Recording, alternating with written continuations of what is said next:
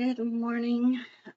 It is 7:30 in the morning, and hopefully coffee will get me going. We've got some things to talk about. You might be wondering, what is up with the title? What is up with not being consistent with posting and all this stuff? Well, there is a perfectly logical reason, and if you know me personally, this is probably going to come as a shock. I can probably see the looks on some of your faces right now. I'm anticipating personal messages and calls and, for lack of better terms, interrogations. So, guess we should just probably cut to the chase. I have been reevaluating some things the past several months, and going through the motions as a Christian, as a believer in Christ, is a very real thing. And this is just making me nervous talking about. I don't know why, because, like, even Jesus, he says, if you're ashamed of me on earth in front of others, then, you might want to reevaluate some things.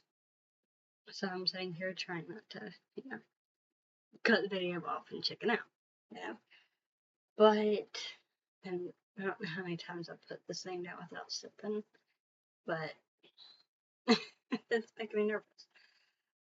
But May 18th, 2025, just this past Sunday, this video has taken me about 3 days to think on, about 2-3 days. May 18th, 2025, I did something that I never thought,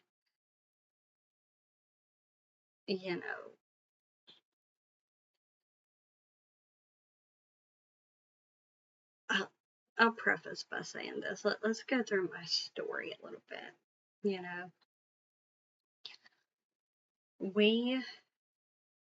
I was raised in church. I was the cookie cutter Christian. I went to church every Sunday, later on down the road, every Sunday night, every Wednesday night, hung out in the youth group. Later on, I went into music ministry, and it was a pretty story. It wasn't nasty. It wasn't, I didn't have this big dramatic come to Christ moment, if you will. And here's why. And here's why it's going to come as a shock to much of my family and much of my friends. I don't feel like I had much of a testimony, because at roughly age 6, age 7 was when I was, like many people, I went and said a little prayer with the rest of the kids in the church, right? I mean, some of you know where I'm going with this.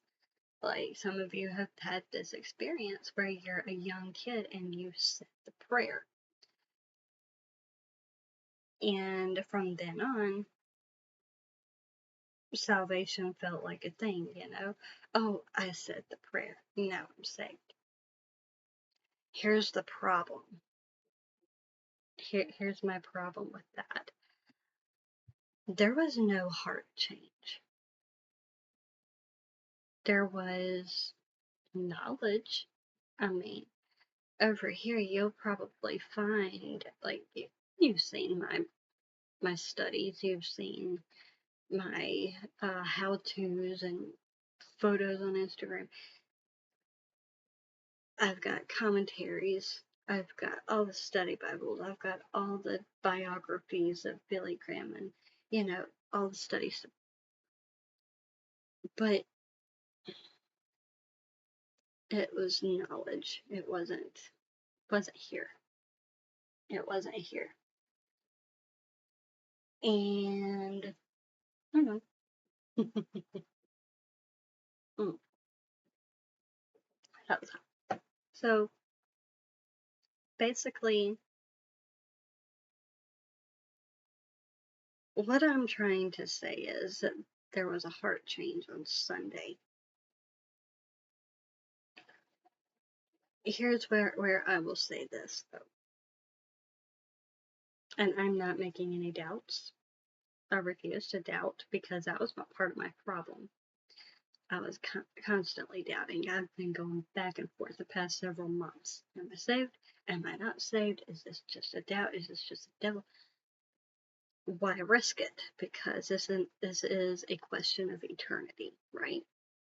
Why risk giving in to those doubts and saying, yeah, I'm saved because I'm doing this, I'm doing that, I have this concern, I have that concern, I'm doing all these things, but the doing part is not important. It's the believing part, it's the faith part. And without that, the doing part is not important, is not going to cut come day of, day of reckoning, if you will. And it's just a wild thing, because you never know. Like I said, I was raised in church. I said the prayer. And I don't have any recollection of the day. I don't have any recollection of the time. I don't even have any recollection of the place. There wasn't, all I remember is saying a prayer. It could have been a Sunday school. It could have been VBS. It could have been, could have been in the middle of service. I don't know. And that was where I started to think, oh, and then I'm noticing there were some heart issues that needed to be addressed. And I'm sitting there thinking, Sunday, oh, okay. And as I was getting ready for this video this morning, there's a song that comes to mind, and part of it goes, when all is stripped away. Like, I think I'm coming back to the heart of worship or something like that, and when all is stripped away. So the majority of what was going on with our services Sunday morning, we didn't have much of it. We had the bare minimum of our instruments. We had the bare minimum of, our worship team up there because other people were out of town, not necessarily okay, But here's where I'm going with this. There were times later on in my life where I got emotional. And it's okay to be emotional. It's okay to have these emotions associated with your spirituality, with your church experience. But at some point I allowed that to override what was really going on inside of here. And that's part of what had me thinking, yeah, definitely saved, because this is powerful, this is moving, it's inspirational. But there's one thing missing from the powerful, the moving, and the inspirational. If the Holy Spirit's not in it, if the Holy Spirit isn't drawing you, which is something that I've been contemplating on the past 3 days, the Spirit was not there. And here's where I started to go off on a tangent. Perhaps I was saved. Or perhaps I already am. I already was. But why, again, why risk it? Why take that chance? And perhaps down the road, from the point of being a child to when I started being enticed by all these sinful things and having the temptations and the trials of being a teenager and adult, somewhere along the way, even if I was saved, I strayed. And the Spirit just kind of, perhaps he backed away a little bit. Is that biblical? I don't know. And up to this point, I just had this little inner conflict. Am I saved? Am I not saved? Come Sunday, when all of the pomp and circumstance of the big, powerful service, when all of that was stripped away, when we were stripped to the bare minimum, all there was a gospel message and a preacher, a faithful preacher. Or, well, I should say faithful preacher. Yeah. Okay. It's 7:30 in the morning. My brain had a brain fart. Pardon that language. I haven't had enough coffee. But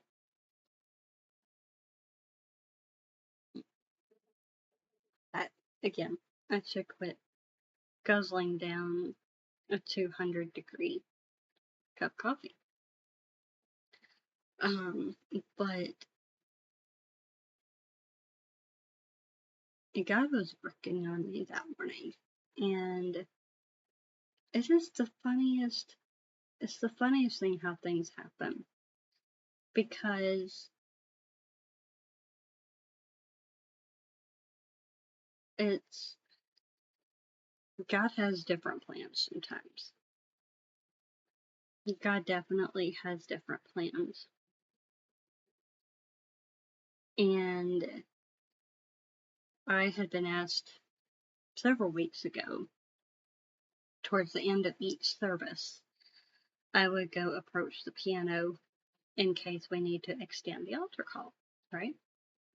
So as I'm going down and I'm waiting at the back of the church, again, that inner conflict is still happening. And I had every full intention of getting down to the piano. No. God said, absolutely not. Yeah, you had somebody else ask you to do this, but I'm about to ask you to give your life to me. So anyway, one of the young ladies, she came down, she saw me come down, and she's like,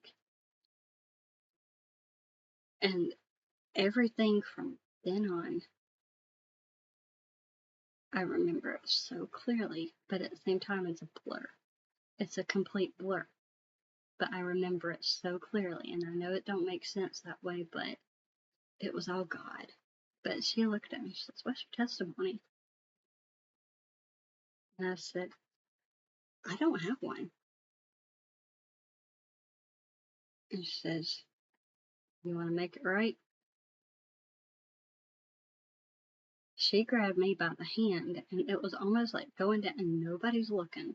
Like, everybody's got their eyes closed. Everybody's got, like, there's no judgment in that church. There is no shame in that church. And I'm thankful for that. Because, yeah, and I will get to why I'm thankful for that. But as we're going down that aisle, she's grabbing my hand. Everything around me is a blur. I could see silhouettes. I could see it. It was slow-mo. You know how, like, in your sci-fi stuff, they're up in outer space and they go light speed, and everything's just kind of a blur around them outside of the spaceship. It was almost like that. And as I'm down there praying, as she's leading me through these things, as she's talking to me, I feel this ginormous weight lifted off my shoulders. I know that sounds cliche, but it's very real, and I'd never felt that before. I'd never felt that kind of freedom. I had never felt that kind of joy, and it's just it's been amazing because there's definitely been a difference. I have seen the difference 3 days in, you know. And some people are like, well, it's not an immediate thing, it could be a process. Of course it's a process. And these are things that I've learned, again, the commentaries, the Bibles, the sermons. And here's where I'm still struggling with this, right? And I've had some godly friends to talk to me about this as well. How did I get away? And again, I could have already been saved. But perhaps I just made things right. Perhaps it was, maybe to the Lord, it was a rededication of some sort. But again, why risk it? Especially since I had never had that testimony before. I'd never had the Jesus experience. I had never, it was never truly here. It was never really there.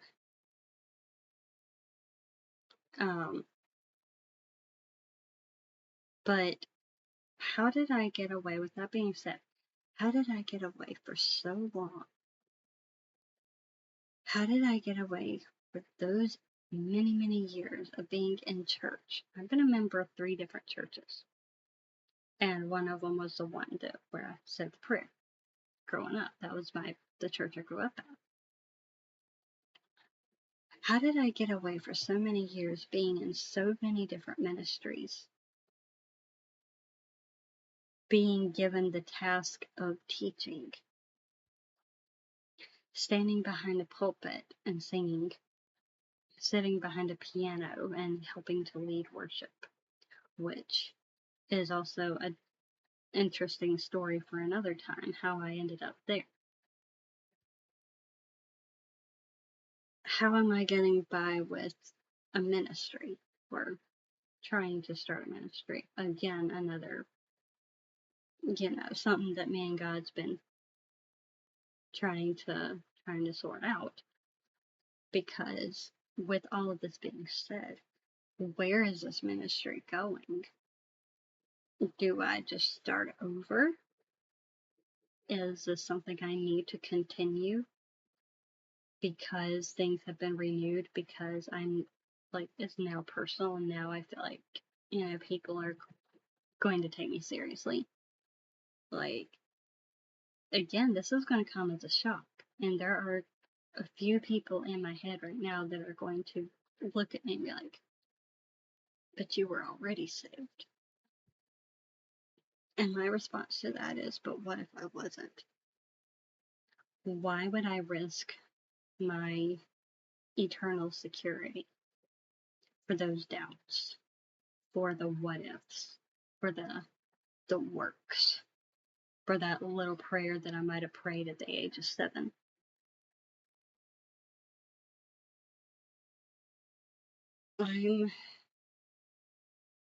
I'm definitely a doubter when it comes to different things in my life. I doubt a lot of things. I'm naturally a pessimist. I mean, my close inner circle would tell you that I'm naturally a pessimist.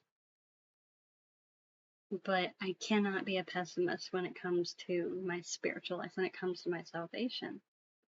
So I had to make things right. I had to sit down there at the altar, nobody looking around.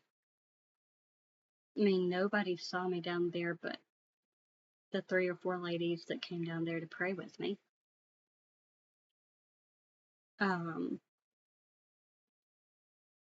Only then after the fact, like after service, yeah, they saw me down there praying. But I highly, again, the doubter, I highly doubt anybody realized what was going on, because they know me. They're probably the ones under the assumption, oh yes, she's saved. Yeah, absolutely. But little did they know that I finally made things right. Now I know. Now I can say, not only am I going to heaven, because salvation isn't just an insurance claim to get out. And I'm gonna be point blank here. It's not our ticket out of hell. I mean, it is, but that's not the only reason for salvation. It's so that we can be personal with Jesus, be personal with our God. And I'm just, I have noticed a huge difference. I've had this weight lifted off of me. I've had, I can't tell you how many times over the past 3 days I've just noticed tiny little changes being made. Like he's cleaning me from the inside out. I can't clean myself on the outside. I can't take showers every day and still have that mess, that sinful mess on the inside.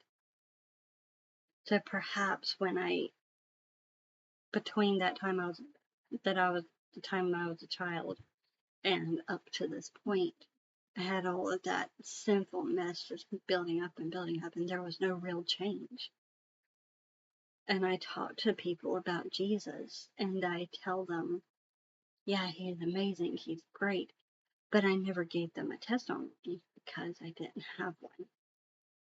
I stood up in front of ladies groups and ladies Bible studies and did short little 5-minute, Bible studies, but I never had a testimony. I have stood up. Here's the ironic part, right? One of my favorite songs, Amazing Grace, My Chains Are Gone. I've stood up there on a Sunday morning during invitation for the past 2.5 to 3 years, singing that very song and still holding on to chains and still holding on to sin. I stood up there singing that song. Perhaps it was faith that the chains would go away. I don't know. And this is something that I've been grappling with God, and it's okay. I feel like it's okay. These things are going to happen. There are people in my church that thought they were saved, and later on down the road in their adult life, I'm not. They had to make things right. One lady in particular, I love her so much. Actually, 2 ladies in particular. They are in positions of leadership, and they were in positions of leadership at that time. They realized, this ain't right. This isn't right. They had to make things right. I don't remember where I was going with that. But this is what I get for going off on side tangents. But I had to make things right, is what I'm saying.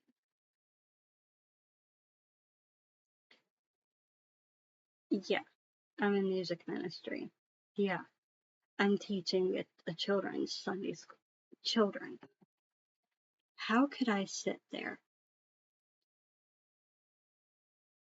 and teach children the salvation message when it wasn't connecting with me? How did I get away with that? And I just had a word come to mind. Mercy. God has had mercy on me all these years. He knew that this moment would happen. He knew that moment would happen. He knew that I would eventually give in and say, hey, yeah, no, I need to make things right. But here's my response. Here's my statement to those of you who believe that I was saved, that I was already, I was already there. If I can remember what I was going to say. And I don't know how to edit videos off of this computer. I'm filming from my computer, right? I don't know how to edit this, so you're going to see a lot of awkward silences, a lot of, this is real, this is raw. But here's my statement to those who believe that I was already saved. It's okay. That is totally okay. Because, again, perhaps I was. And I'm thankful that you had the faith enough to believe that I'm thankful that you see it, that you saw it, that perhaps some of you raised me in that kind of faith. However, in my own heart and what the Lord has convicted me of, I needed to make things right. So, if you know me personally, and I'm already anticipating this, there's no ifs, ands, or buts about this. If you personally know me and you've got questions, and you want to know what in the world happened, my messages are open. My phone, if I don't have the sound off 24/7, my phone, you can call me, you can message me, you can text me, you can visit me. I don't care. I'm not ashamed of it because I have that story now. I have something to tell people. I have that assurance because, like I said, I was constantly, it was constant conflict. It was a constant inner battle. Am I saved? Am I not saved? Is this a sin? Is that not a sin? Am I doing this wrong? Oh, I got to start doing this in order to feel saved because feelings started getting involved, emotions started getting involved. And I just didn't want to risk it anymore. So I am begging you, if you are seeing this and you're not sure, because I know that time is coming short for planet Earth and for the humans, the human beings that live on it. Time is growing short. Jesus is definitely coming back. And if you're not sure, I would highly, highly, highly recommend reevaluating some things like I did. Just sit and think on it. I mean, pray on it. Things never lined up for me. Like, until, if you wonder why your prayers aren't being answered, why things just continuously, you getting beat down, perhaps you need to consider your salvation. You need to reconsider your testimony. Do you have one? And your testimony isn't just I prayed a prayer when I was 7 years old. That's not a testimony. What has God brought you out of? What has God done for you? What has He shown you and taught you? So that's my little spiel. Again, message me if you'd like. If you're just a casual viewer, just passing by. If you've got questions, my Instagram messages are open. YouTube comments will always be open, obviously. Yes, I hope that all of this made sense. I hope it wasn't too much of a ramble. I hope this gets to the right people at the right time because, yeah, that was a tough one. So hopefully I'll see you in the next video.